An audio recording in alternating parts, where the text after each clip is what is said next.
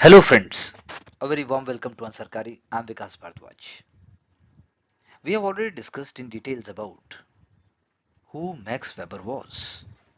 As you would have seen that there was a great influence of his parents on his intellectual abilities and also his outlook towards life. Max Weber is probably the best known and the most influential figure in sociological theories. And this has been said by Bourdieu, Collins, Karlberg, Sika, and even Wimster. You can always remember these names because it will help you to quote it in not only comment type questions but also when you want to portray how much you are influenced, or you can say you want to give credit to his ideas in long answers.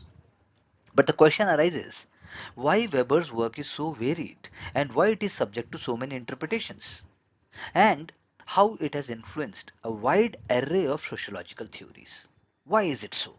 Because this is going to be a very, very important point which will help you to understand his contribution.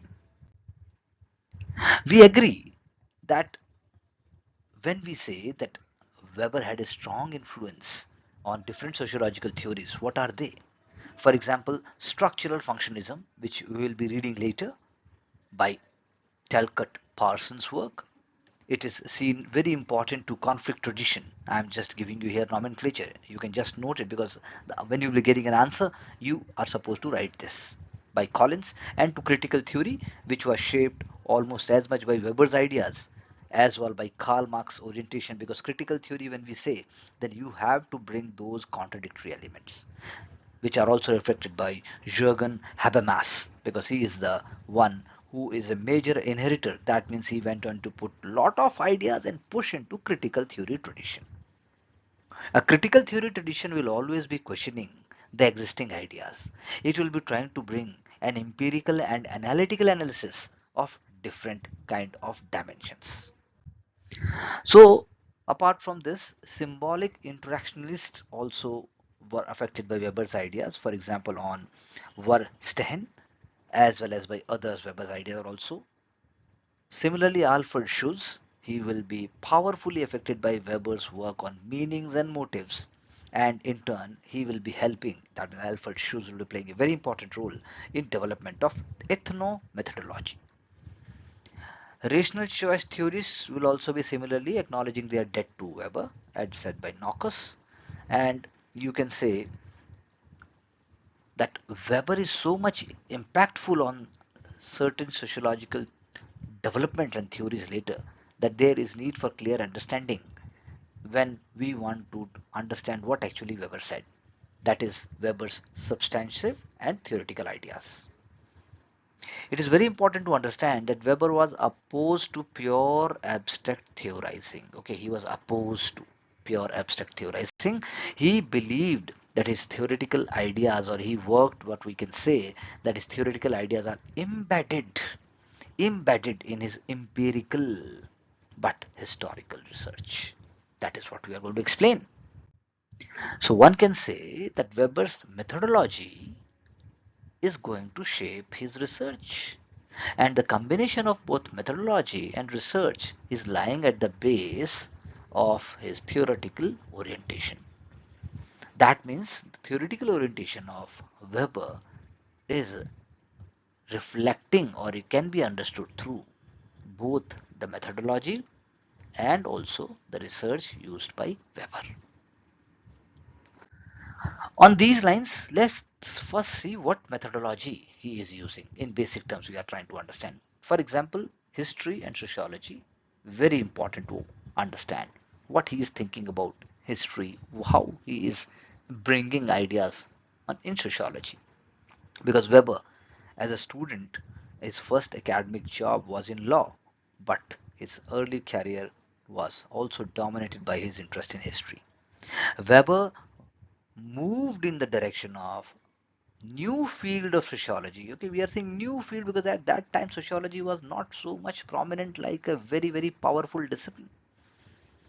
He wanted to clarify its relationship, sociology's relationship, to the established field of history. because history is already very established, very much sacred, very much powerful, very much dominant field. So he wanted to clarify what should be the relationship, according to him, must be between history and sociology. So Weber felt that sociology also needed history also needed sociology. And his view was that the task of sociology was to provide a needed service to history. Please remember this quote by Roth. The task of sociology was to provide a needed service to history. That means a direction to history, that means empirical understanding of history can only be done through sociology. So, in his words, sociology performed only a preliminary, a quite modest task till then. Sociology performed only a preliminary and a quite modest task, as said by Frank. So that is why when we say how he explained the difference between sociology and history, what he said, that is what you have to remember, you have to write in your notes, and you have to also bring in your answers.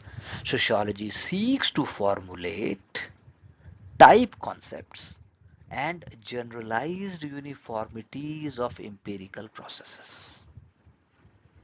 That means sociology seeks to bring many elements of history which are so crucial, and they must be seen through a kind of systematic approach and a kind of uniformity reflected through what history is telling, but all this must be done in an empirical manner. So how we can say it is different from history? Because history is oriented to causal analysis.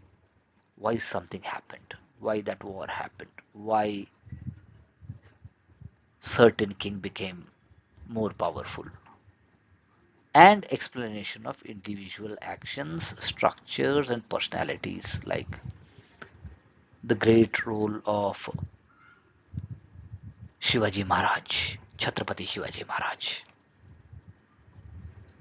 And obviously cultural significance also comes into picture. That is what history do. But he is saying that what service, as we just read, what service must be done by sociology to history. So there is a clear-cut differentiation between history and sociology, because sociology is seeking to formulate type concepts and generalized uniformities of empirical processes, whereas history is oriented to causal analysis and explanation of individual actions, structures, personalities, and so forth. But he is going to combine the two. His sociology, Weber's sociology, was oriented to the development of clear concepts. Okay, he is going to develop concepts so that he could perform a causal analysis of a historical phenomena. Please understand, he was working he was working towards development of such concepts by which he could perform a causal analysis of historical phenomena, which will be different from history. So Weber defined his ideal procedure, what he defined in his words, as a sure imputation. Okay, he's not bothered about individual concrete events occurring in historical reality. Okay, imputation of individual concrete events occurring in historical reality. Those are events are happening, but he's going to impute. He is going to imputate. Imputation means he is going to remove it. To historically given causes through the study of precise empirical data, which have been selected from specific points of view. Okay, he is going to study history, but his procedure will include understanding such causes behind which he can find precise empirical data, and which have been picked up from specific point of view. So there is a lot of subjectivity, but that is what he is doing. So his ideal procedure is going for understanding in a concrete manner historically given causes through the study of precise empirical data which have been selected from specific point of view.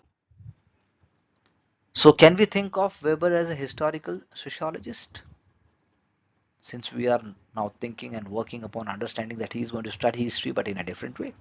How? So Weber's thinking on sociology was profoundly shaped by a series of intellectual debates which were taking place in Germany and also in the rest of Europe, which is known as method Methodenstreit in Germany at that time. So most important of these debates were on the issue of relationship between history and science. That's how intellectual debates were taking place. And at the poles in this debate were those. That means on one side you have history, one side you have science, you have different group of people. At one side in these debates were the positivists who thought that history was composed of very general laws, nomothetic, very general laws. And on the other end were subjectivists who believed that the history is actually idiographic, that is idiosyncratic actions and events. For example, if you think about American Revolution, then subjectivists will be thinking in terms of ideography, or as an ideographic analyst they will focus on specific events leading to American Revolution, whereas nomothetic or you can say positivist thinker, he would be generalizing about social revolutions. They will be talking this happened, these are the points. So positivists thought that history could be like a natural science. That's what they are doing, and subjectivists are seeing it as a radically different because they are seeing actions and events separately. But Weber is rejecting both the extremes of of subjectivists and also that of positivists. And in the process, he is developing a distinct way of dealing with historical sociology. In Weber's view, history is composed of unique empirical events, as we just said, because he is going to look for those concrete empirical evidences for any historical event. So unique empirical events are there. There can be no generalization. There cannot be any generalization at the empirical level.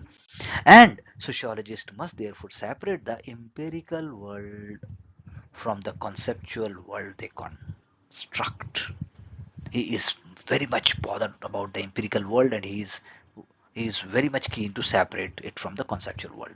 So he believes and he is propagating that concepts are never completely capturing the empirical world, but they can be used as heuristic tools for gaining better understanding of reality. Concepts can help one understand the reality because they are one of the tools. With these concepts, sociologists can develop generalizations, that is true, but these generalizations are not history and must not be confused with empirical events. So these generalizations are not actually history, as we have just said in the beginning, that history, how history is, causal events when we were discussing about, and it must not be confused with empirical events. So Weber was clearly in favor of generalizing, but he is also rejecting historians who sought to reduce history to a simple set of laws. He is trying to say something different. That is why it is very important to write and understand by using the vocabulary by which we can explain Weber. That is why you need to write down quotes and keywords. So what we can conclude, for the knowledge of historical phenomena in their concreteness, the most general laws, because they are devoid of content, are also least valuable. So in historical phenomena, according to Weber, there will be general laws, but they are devoid of content. That is why they are least valuable. For example, Weber rejected Wilhelm Roscher's work, because his research was for the laws of historical evolution of people who believed that all people went through a typical sequence of stages. So when you are actually saying that something happened and then there is an historical evolution of understanding and that it went through a typical sequence, then Weber is not going to agree with that. So what Weber is saying, that if you are going to reduce empirical reality to laws, that it is meaningless. You must not generalize. So systematic science of culture would be senseless in itself.